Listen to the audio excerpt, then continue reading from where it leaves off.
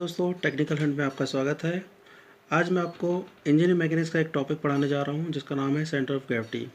तो आज हम एक टी सेक्शन है जिसका हम सेंट्रॉइड निकालेंगे। तो किस तरह से इसका सेंटर ऑफ ग्रेविटी निकालेंगे तो आप बहुत ध्यान से इसको देखिएगा और समझिएगा। तो सबसे पहले ये इस क्वेश्चन में पढ़ेंगे हम। तो क्वेश्चन दिया हुआ हमको to determine the C G of a T section as shown in figure. तो ये टी सेक्शन दिया हुआ है जिसका हमको सी जी निकालना है। तो सबसे पहले हम क्या करते हैं, इसको एक्सिस के अंदर प्रोवाइड कर देते हैं। तो हमने यहाँ से एक लाइन खींच दी, तो इसको हमने एक्स और वाई एक्सिस के अंदर रख दिया है, एक्स और वाई एक्सिस के अंदर रख दिया है। अब हम इस बॉडी को दो पार्ट में डिवाइड करते हैं। यहाँ से डैश डैश डैश किया, फर्स्ट पार्ट इसको मान लिया, सेकंड पार्ट हमने इसको मान लिया। अब हम क्या करते हैं, सेपरेट पार्ट सॉल्व करते हैं। Now take part first. तो हम पहला पार्ट लेते हैं, जिस तरह से एक्सिस के अंदर रखा हुआ है सेम उसी तरह से हमें एक्सिस के अंदर रखना है। तो ये एक्स है, ये वाई डायरेक्शन बना दिया। जिस पोजीशन पे हमारा जो सेक्शन रखा हुआ उसी पोजीशन पर रखेंगे। ये हमारा डिस्टेंस गिवन है 120 mm, ये हमारा गिवन है 30 mm। अब हम इसको सी जी निकालते हैं। तो सबसे पहले हम निकालेंगे x1 is equal to, x1 क्या होता है, x1 इसका y एक्सिस से इसका सी जी होता है। तो पहले तो इसका सी जी यहाँ से यहाँ तक हो जाएगा बॉडी का, फिर उसके बाद एक्सिस से सी जी, तो ये डिस्टेंस प्लस होगी। तो ये डिस्टेंस कितनी कहलाएगी, तो हम देखते हैं यहाँ सेंटर से यहाँ तक की डिस्टेंस 60 है और ये 30 का हाफ होगा तो 15। तो यहाँ टोटल कितना बचेगा 45। और ये कितना है, तो यहाँ पर आएगा 45 प्लस 30/2 इज इक्वल टू कितना हो जाएगा 60 mm। तो एक्स एक्सिस पे सी जी कितनी हो गई 60 mm। इसी तरह से हम y1 निकालेंगे। y1 कहलाता है वाई एक्सिस के समानांतर सी जी। तो वाई एक्सिस के समानांतर सी जी कितनी है 120। और सी जी हमेशा कहाँ से लेते हैं, नीचे से ऊपर की तरफ। तो ये नीचे से ऊपर, ये यहाँ से यहाँ तक की हो जाएगी। तो ये कहलाएगी 120/2 इज इक्वल टू 60 mm। इस तरह से निकल गई x1 y1। इसी तरह एरिया निकालेंगे। तो एरिया क्या कहलाएगा a1। एरिया होता है रेक्टेंगल का लंबाई गुणे चौड़ाई। तो इसकी लंबाई कितनी है 120 और चौड़ाई कितनी है 30। तो ये हो जाएगा इसका एरिया 3600 mm²। तो ये हमारा फर्स्ट पार्ट सॉल्व हो गया। इसी तरह से हम सेकंड पार्ट को सॉल्व करते हैं। तो यहाँ पर ध्यान से देखिएगा। तो यहाँ पर लिखेंगे टेक पार्ट सेकंड। अब हम क्या करते हैं, सेकंड पार्ट सॉल्व करते हैं। एक्सिस एज इट इज़ वैसे ही एक्सिस बनाया जाएगा जैसे पहले बना हुआ था। अब हम फर्स्ट पार्ट को छोड़ देंगे, सेकंड पार्ट जैसा बना हुआ था वैसे ही बनाएंगे। ये हमने सेकंड पार्ट को बना लिया।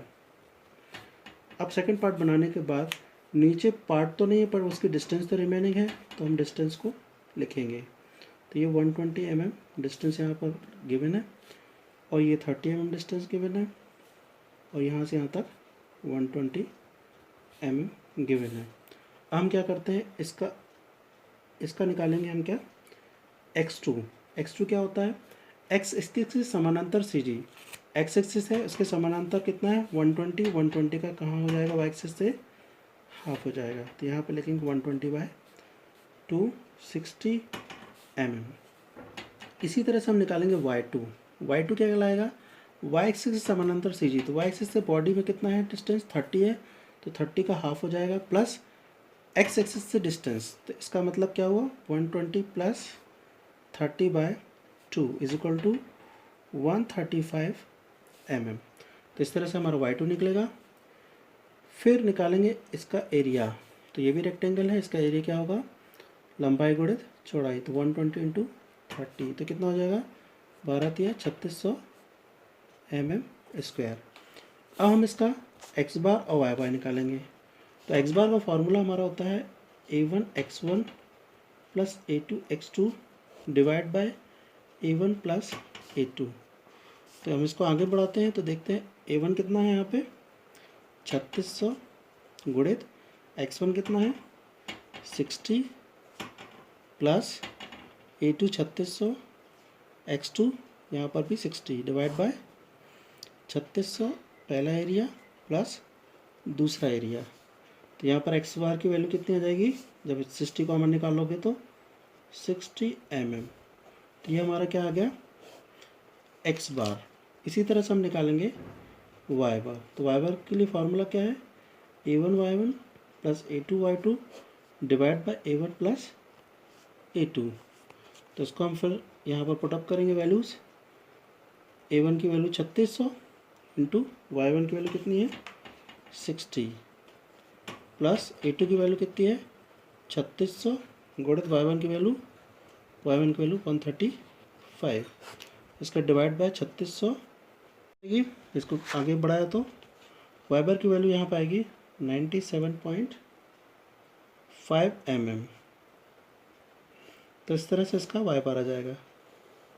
अब इसका फाइनल डायग्राम कैसे बनाएंगे, हम टी सेक्शन बनाते हैं सबसे पहले। ये हमने टी सेक्शन बना लिया इस तरह से, ये हमारा टी सेक्शन बन गया। इसको हम एक्सेस में रखेंगे जैसा हमने एक्सेस में पहले रखा हुआ था, तो हमने एक्सेस में रखा हुआ है। अब यहाँ पर हमारा एक्स बार की वैल्यू कितनी आई है 60। तो यहाँ से हम एक्स बार चलेंगे 60 की, तो यहाँ से लेके यहाँ सेंटर तक आएगा 60। तो यहाँ पर ये हो गया हमारा 60। इसी तरह से यहाँ से भी हम 60 यहाँ कट करेंगे। अब ये दोनों पॉइंट आपस में एक दूसरे से एक डॉटेड लाइन से आपस में इसको मिला देंगे। तो हमने मिला दिया।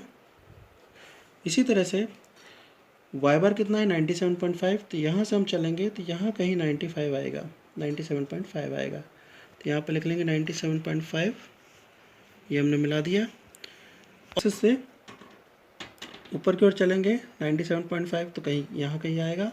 इन दोनों पॉइंट को आपस में मिलाते हुए एक लाइन खींचेंगे। तो हमने इन दोनों पॉइंट को आपस में मिलाते हुए क्या कर दिया, लाइन खींच दिया।